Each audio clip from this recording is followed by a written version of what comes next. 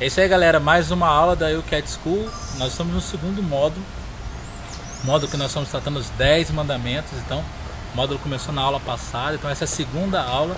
Então, você pode conferir a aula passada no link aí do lado.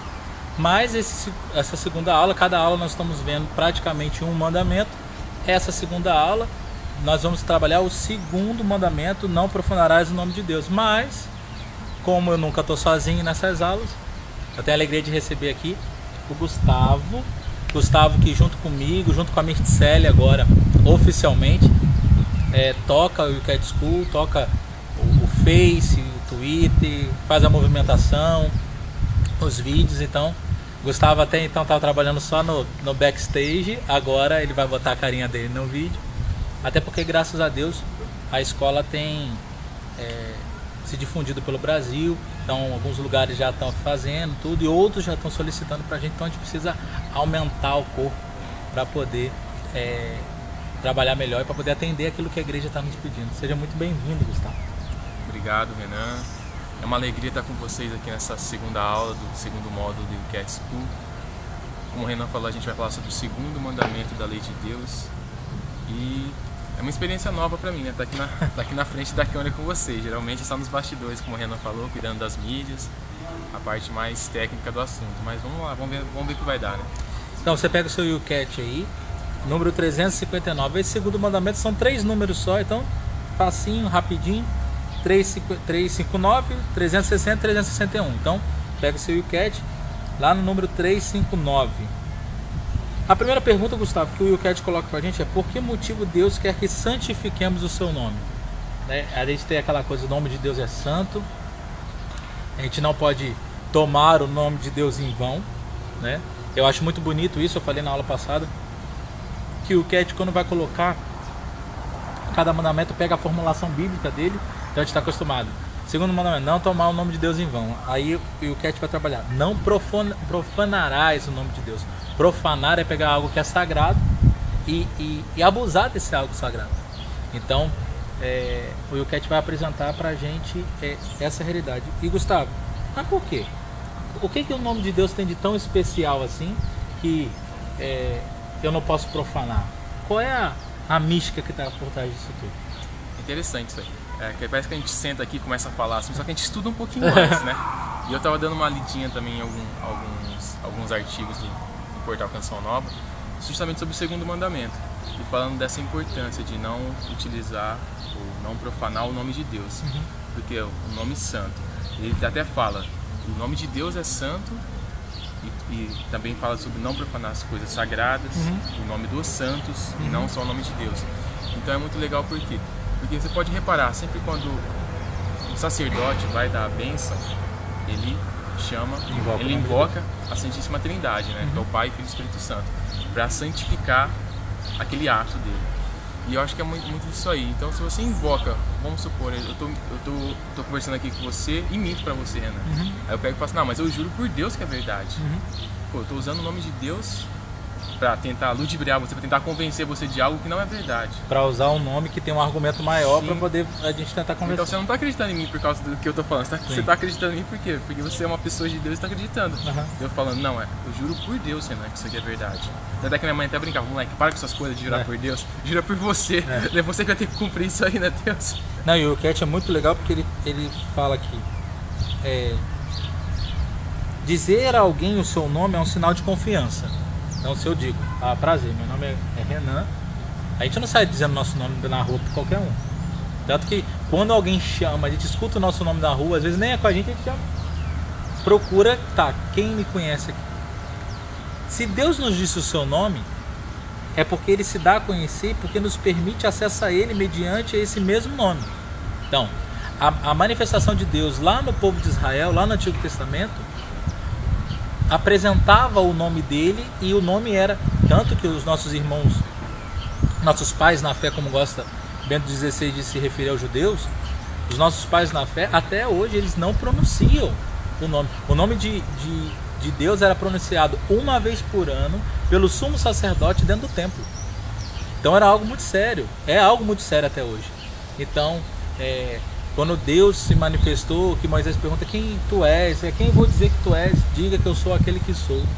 E aí toda a sensibilidade do Papa Bento XVI de tirar o nome Javé e Yahvé da liturgia da igreja. Por quê? Porque é um nome santo, santíssimo para os judeus. Então toda uma sensibilidade também histórica com relação a isso. Então Deus deu o nome dele a conhecer. Mas olha que bonito que o Cat vai dizer: Deus é todo verdade, por isso peca gravemente quem invoca a verdade e o nome de Deus para testemunhar uma mentira. Foi aquilo que o Gustavo estava falando. Eu vou falar uma mentira para o Gustavo, então eu vou invocar o nome de Deus. Só que se Deus é todo verdade, eu estou invocando aquele que é a verdade, um nome que é a verdade, para poder justificar uma mentira. Aí eu estou profanando, estou pegando algo que é sagrado e estou colocando numa situação de pecado. Estou pegando algo que é sagrado e colocando numa situação indevida. Então aí está a grande sacada da profanação. Quando a gente prepara o pessoal ali no confessionário, às vezes, então quando a gente vai falar dos mandamentos, a gente vai falar do nome. Existe uma promessa na palavra de Deus que toda vez que o nome do Senhor for invocado, ele se faz presente. E eu explico sempre pro povo assim. Pergunto quem é a mãe ali. Quem é a mãe aqui? Tá bom, seu filho te chama, você vai. Chega lá, o seu filho fala, não é nada não. Vai dar raiva. Agora imagina fazer isso com Deus. Usar o nome dele em situações tão banais. E aí é diferente. Uma vez perguntaram, Renan, então eu não posso falar, ai meu Deus. Não, aí é diferente, é o contexto que você tá. Uma coisa é a invocação do nome, pedindo ajuda para Deus, meu Deus me ajuda. Isso é outra coisa. Mas em situação de brincadeira, de piadinha com o nome, né, que vai envolver o nome de Deus. Então isso é muito complicado, e a gente cai nisso toda hora, né? O catecismo até fala, né, que qualquer coisa que seja a invocação do nome de Deus, quando seja uma glorificação, uma bendição, um louvor, aí então aquilo ali já não está muito certo.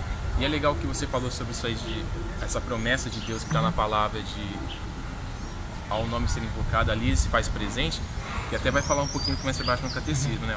O seu nome é de fato a chave do coração do Onipotente. Isso é muito fé. Então, quando você invoca o nome de Deus, é como se ele abrisse o seu coração, o coração dele, para receber o que você está pronto para falar. Aí você vai e manda uma bobeira, uma coisa desnecessária, uma mentira. E aí, Gustavo, é muito bom, você falou, né?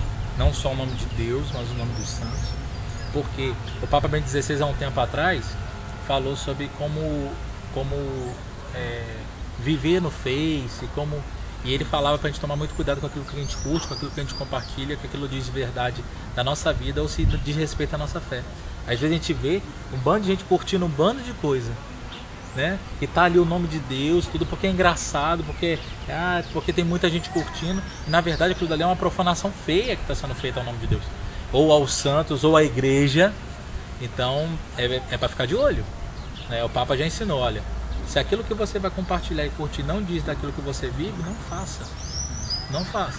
Então a gente que está na onda da novidade, nós que somos jovens gostamos da novidade uma atrás da outra, o negócio teve 10 mil compartilhamentos, todo mundo compartilhando, eu vou compartilhar também. Mas cuidado. E não só aquilo que não é, ou aquilo que deturpa, mas também aquilo que apresenta uma fé que não é verdadeira. Então, por exemplo, eu afirmar que por causa de uma situação, de um pecado de uma pessoa, aquela pessoa está sendo castigada, e eu disparo no Facebook dizendo que aquilo dali é castigo de Deus. Que Deus é esse? Porque o Deus cristão não é. Então é usar o nome de Deus para apresentar um Deus que não é um Deus de verdade, que não é o Deus que a gente acredita. É até o nome da própria igreja, né? Que também no catecismo vai falar também. E tomando um ponto que você estava falando aí, que esse segundo mandamento ele vai muito de encontro ao primeiro, né? É um complemento. Sim. O amar a Deus sobre todas as coisas. Então assim, esse amar alguém, amar o próximo. Se eu amo o Renan, eu não vou ficar utilizando o nome do Renan para confirmar coisas que não são verdades. Então tipo assim, não, você não acredita, mas o Renan falou que é assim, assim, assado. Não, se o Renan falou, então eu vou acreditar. Então vai muito disso, de completar o primeiro mandamento. Sim, e de não... A grande sacada está em não falsear uma situação para usar o nome de Deus por disso. Mas vamos lá para o 360, porque senão a gente vai ficar falando, porque tem coisa, 3 numerozinhos, mas toda uma série de realidades. Hoje num mundo que a gente se encontra que é tão de uma situação tão secularista, né? De um secularismo tão forte, né? Tudo aquilo que é sagrado fica muito banal. Então, a gente tem que tomar muito cuidado. Bem, o que significa o sinal da cruz? O Gustavo falou, né? O padre vai invocar a Trindade para poder abençoar, né? Então está invocando o nome de Deus, o nome das 3 pessoas da Trindade, o nome do Pai, do Filho e do Espírito Santo, 3 que são um, é o grande mistério da Trindade. Deus são 3 pessoas, mas um único Deus. Então o sinal da cruz, aí o Cat vai dizer: pelo sinal da cruz colocamos sob a proteção do Deus Trino. Gente, acho que isso daqui das famílias minimamente cristãs é a primeira coisa que a gente aprende quando é criança. Acordou, abriu os olhos, já faz sinal da cruz para levantar da cama, né? Não como um passe mágico, não como não é uma superstição, não é uma né? superstição, mas é de se colocar sobre. Os judeus, Gustavo, para você saiba, eles têm, você já viram aquele negocinho que o judeu bota aqui na cabeça, que os padres também usam, podem usar, o preto, os bispos, o papa, os cardeais usam, os bispos o roxo, os cardeais o vermelho, o papa o branco, que é o solidel. Solidel é um nome grego, é um nome latino para uma realidade que é judaica, que se chama kippah, que é aquele negocinho. O que é aquilo dali? O que representa aquilo dali? Representa que aquela pessoa está debaixo da mão de Deus. Então quando ela vai rezar, ela coloca. Quando ela vai rezar, ela coloca. Então ela está debaixo da mão de Deus. É por isso que os bispos, o Papa usa nas celebrações. Ele só tira na hora da liturgia eucarística, porque Deus se faz presente ali sacramentalmente. Então, porque eu estou sob a proteção de Deus. Isso os judeus usavam, era o kippah. Nós, com a morte e a ressurreição de Jesus e a sua morte na cruz, a cruz tem um outro significado. E aí passa a ser para nós o grande sinal dessa proteção, de estar à sombra da cruz, vamos dizer assim, protegido por ela.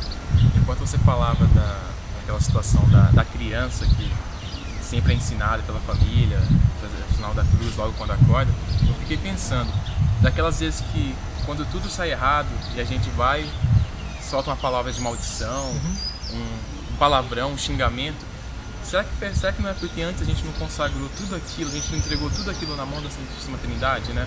Não seria tão mais fácil, antes de, sei lá, aquela sua prova que você tem importante para fazer, aquela conversa que você tem importante para ter com seu pai, com a sua mãe, com o seu namorado, você entregar tudo isso nas mãos da Santíssima Trindade, porque depois que der tudo errado, você sair xingando Deus e o mundo, que Deus não olha para mim, não deu certo, não sei o que Deus é esse. Se colocar diante, uma vez numa homilia eu escutei, se a gente lembrasse o tempo todo que Deus está conosco o tempo todo, a gente pecaria menos, mas ao mesmo tempo não pecar por medo, por uma confiança de ter alguém com a gente. Então se colocar sobre, fazer o sinal da cruz, quando passa na frente de uma igreja, né, que testemunho bonito, quando um jovem passa na frente da igreja e faz o sinal da cruz. Eu andava muito de trem no Rio, e aí a linha do trem corta a cidade, então vários lugares tem as igrejas, né? Então toda vez eu e mais quem estava com a gente costumamos fazer o sinal da cruz. Então toda vez que vê uma torre de uma igreja, porque ali está o Santíssimo Sacramento, ali está o Senhor, então um sinal de respeito. Então dessa realidade, e isso é um testemunho muito bonito. Às vezes você quer testemunhar a fé pregando, subindo no banquinho na caixinha de maçã no meio da praça, mas o grande testemunho de ensinar São Francisco de Assis é mostrar com a vida aquilo que você acredita. Então, que testemunho bonito. Não só fazer o sinal da cruz, mas estar com a cruz no peito, de trazer o sinal da cruz, né, no mundo hoje que está tirando a cruz de tantos lugares. Você trazer o sinal da cruz, trazer no peito, eu sou cristão. Olha, tem gente morrendo em tantos países pelo mundo por causa disso. E a gente que tem a liberdade, a gente que pode usar, fica com vergonha. Como é que eu vou fazer isso na faculdade? Meu irmão, seja o que você é. Se você é cristão, se é um cristão de verdade, você tem que testemunhar a sua fé. Você tem que testemunhar a sua fé sob o signo da cruz, porque nós somos cristãos. Então isso faz toda a diferença. Acho que até para fechar esse número aqui, vou terminar citando aqui, né, o finalzinho do número 60, 360 também, que é a invocação nominal de Deus Trino, por quem estamos cercados de todos os lados, santifica as coisas que empreendemos. Ela concede-nos a bênção, fortalece-nos nas dificuldades e nas tentações. Aí, já que para acabar com tudo, né? E aí, para acabar, aqui no cantinho tem uma citação de São Cirilo de Alexandria. São Cirilo São Cirilo de Jerusalém. 313, doutor da igreja, pensa, lá na página 199. Não nos envergonhemos de professar o crucificado, selemos confiadamente a testa com os dedos, façamos o sinal da cruz, sobretudo sobre o pão, a comida e os copos que bebemos. Façamo-lo quando vamos e quando vimos, antes de dormir, ao deitarmos e ao levantarmos, quando andamos e descansamos. Olha que maravilha. Ó, 313, irmão. Nasceu, cara. 386 ele morreu. Olha só, quanto tempo. Atual, né? Num tempo que a igreja estava saindo de uma situação de perseguição e entrando numa situação mais cômoda. Mas eu fico imaginando quando São Cirilo disse isso, quanta coisa tinha, né? Quantos cristãos que tinham morrido por causa do sinal da cruz. Então, parar para pensar nisso. Então, o último número, 361, que significa para os cristãos ser batizado em um determinado nome. Agora olha que bonito, Gustavo, como é que o Cat vai descrever. Somos batizados num nome, isto é, em nome do Pai, e do Filho, e do Espírito Santo. O nome e o rosto são o que fazem uma pessoa única. Bem, meu nome é Renan, meu rosto é esse. Existem outros Renans, só que o Renan com essa cara só eu. Não tem irmão gêmeo, então, e se tivesse irmão gêmeo o nome não seria igual. Então o nosso nome, nosso rosto é o que faz a gente pessoas únicas. Gustavo, tem vários Gustavo. Gustavo com essa cara só ele. Seja bonita, seja feia, entendeu? Só ele. O nome e o rosto são o que faz uma pessoa única também, sobretudo diante de Deus. Deus nos conhece. Ele sabe quem é o Renan, quem é o Gustavo. Aí é bonita a passagem de Isaías, né? Não temas porque te redimi e chamei-te pelo teu nome, tu és meu. Os cristãos lidam respeitosamente com o nome de uma pessoa porque o nome está profundamente ligado à sua identidade e à sua dignidade. É aquilo que o Gustavo estava dizendo. Eu não vou usar o nome do Gustavo para justificar uma situação errada, porque eu sei que o nome dele tem um valorzinho na praça, né? E a gente tem que tomar um cuidado muito grande disso, principalmente igreja, o padre. Não, porque o padre disse, o padre não está nem sabendo.